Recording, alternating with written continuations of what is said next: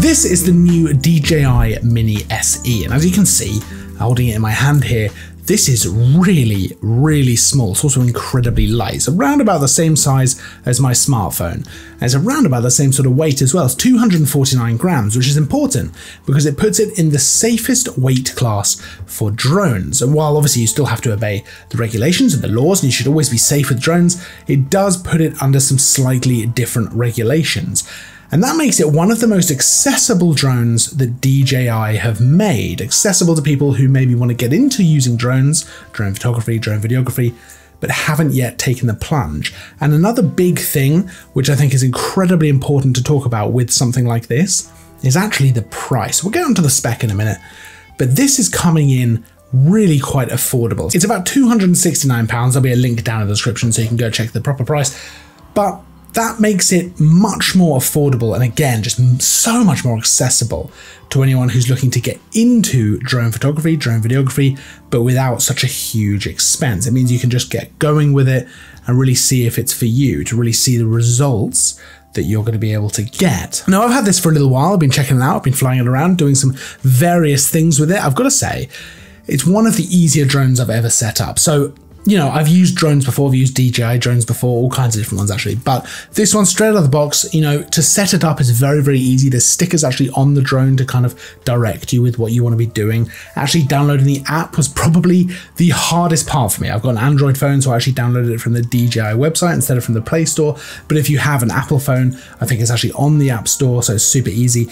But otherwise, it kind of guides you through everything you need to do to actually set up and use the drone, and then actually using it with the remote control, which I've got here, is very, very easy. You've got the different cables to plug in either an Android phone or an iPhone or whatever it might be, and set it up and get ready to go. Now, of course, DJI have videos on how you can do this as well, and of course there's an instruction booklet that comes with it.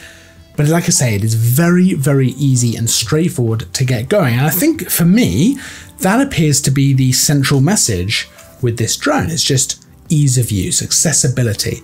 This is definitely, or at least it feels like a kind of, obviously it's an entry-level drone, but it feels like a gateway drone for people who have yet to try out drones, who wanted to get into it but don't want to spend, you know, £500 upwards. They want to spend, you know, more like £269, which is a much more reasonable kind of amount of money to spend if you don't know whether it's going to be for you. It's also a reasonable amount of money to spend if you are unsure if you're going to use it, for example, in a way that might result in the drone crashing into, let's say, the sea or trees. I'll give you an example.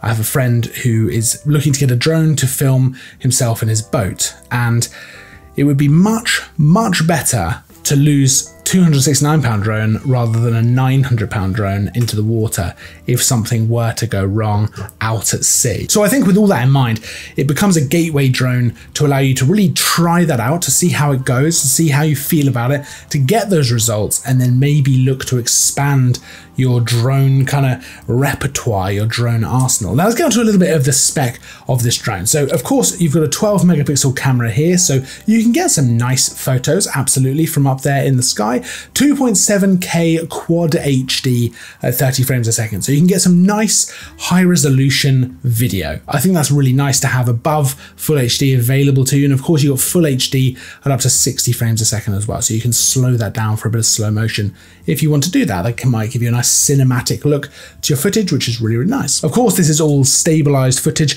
with the gimbal and the camera on the front of the drone here. So it's always going to be very nice and smooth. And I've got to say, one thing I was concerned about was because of the size and the weight of the drone, how is it going to handle wind? Obviously, I don't tend to fly drones when it is particularly windy because there's a lot of reasons not to do it.